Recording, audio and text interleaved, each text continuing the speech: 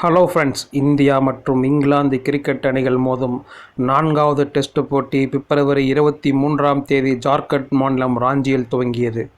5 போட்டிகள் கொண்ட இந்த தொடரில் இதுவரை நடந்த 3 போட்டிகளின் முடிவில் 2-1 என்ற கணக்கில் இந்தியா பின்தங்கியுள்ளது. எனவே இத்தொடரை வெல்லும் வாய்ப்பை தக்க வைத்துக் கொள்ள இப்போட்டியில் இங்கிலாந்து வெற்றி பெற வேண்டிய கட்டாயத்தில் களமிறங்கியது. அந்த சூழ்நிலையில் டாஸ் வென்று முதலில் பேட்டிங் செய்த இங்கிலாந்துக்கு பென் டக்கெட்டை 11 ரன்களில் அவுட்டாக்கிய இந்திய வீரர் ஆகாஷ்தீப் அடுத்ததாக வந்த ஓலி போப்பை டக் அவுட் ஆக்கினார். அத்துடன் மறுபுறம் 42 ரன்கள் அடித்து சவாலை கொடுத்த மற்றொரு துவக்க வீரர் ஜாக் ரவுலியையும் கிளீன் போல்டாக்கிய அவர் இந்தியாவுக்கு அபாரமான துவக்கத்தை கொடுத்தார். அதனால் 57க்கு 3 என தடுமாறிய இங்கிலாந்துக்கு ஜோ ரூட் நிதானமாக விளையாடிய போதிலும் எதிர்புறம் வந்த ஜானி பேஸ்டோ 38 ரன்களில், அஸ்வின் மற்றும் பென் ஸ்டோக்ஸ் 3 ரன்களில் ஜடேஜா சுழலில் ஆட்டமிழந்தனர்.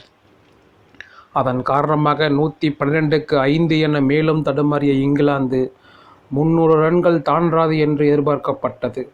ஆனால் அப்போது நங்கூரமாக விளையாடிய ஜோ ரூட் தன்னுடைய அனுபவத்தை காண்பித்து அரை சதமடித்து இங்கிலாந்தை மீட்டெடுத்தார். அவருடன் ஜோடி சேர்ந்து விளையாடிய பென் ஸ்டோக்ஸ் 6வது விக்கெட்டுக்கு 113 ரன்கள் பார்ட்னர்ஷிப் அமைத்து 47 ரன்களில் ஆட்டமிழந்தார். அப்போது டாம் ஹாட்லி 13 ரன்களில் அவுட் ஆனாலும் மறுபுறம் தொடர்ந்து சிறப்பாக விளையாடிய ஜோ ரூட் டெஸ்ட் கிரிக்கெட்டில் இந்தியாவுக்கு எதிராக 10 சதங்கள் அடித்த முதல் வீரராக உலக சாதனை படைத்து இங்கிலாந்தை முழுமையாக காப்பாற்றினார். போதா குறைக்கு அவருடன் இணைந்த ஓலி ராபின்சன் இந்தியாவுக்கு மிகப்பெரிய தொல்லையாக அமைந்து 8வது விக்கெட்டுக்கு 102 ரன்கள் பார்ட்னர்ஷிப் போட்டு தன்னுடைய முதல் அரை சதத்தை அடித்து 58 ரன்கள் குவித்து அவுட் ஆனார். இறுதியில் ஜோ ரூட் கடைசி வரை அவுட் ஆகாமல் 128 ரன்கள் எடுத்தும் இங்கிலாந்தை ஒரு வழியாக 353 ரன்களுக்கு இந்தியா ஆல் அவுட் செய்தது. இந்தியா சார்பில் அதிகபட்சமாக ரவீந்திர ஜடேஜா 4, ஆகாஷ்தீப் 3, முகமது சிராஜ் 2 விக்கெட்டுகள் எடுத்தனர்.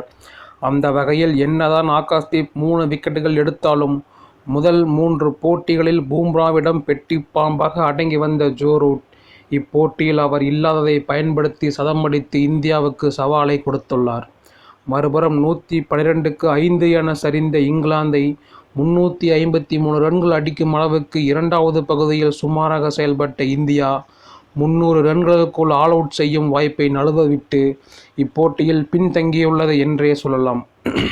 போட்டி முடிந்து நிருபர்களுக்கு பேட்டியளித்த இங்கிலாந்து அணி கேப்டன் பென் ஸ்டோக்ஸ் கூறுகையில், எங்கள் அணுகுமுறையை இந்திய வீரர்கள் இப்பொழுது புரிந்திருப்பார்கள்.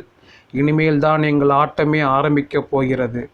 5 போட்டிகள் கொண்ட இத்தொடரில் 2இல் தோல்வியுற்றதால் நாங்கள் தொய்வடைந்து விடுவோம் என்று அவர்கள் தப்பு கணக்கு போட்டு விட்டார்கள். எங்கள் வியூகமே இதுதான். நாங்கள் அவர்களுக்கு சவால் விடுகின்றோம். இந்த போட்டியை நாங்கள் ஜெயித்து காட்டுகின்றோம் என்று கூறியுள்ளார்.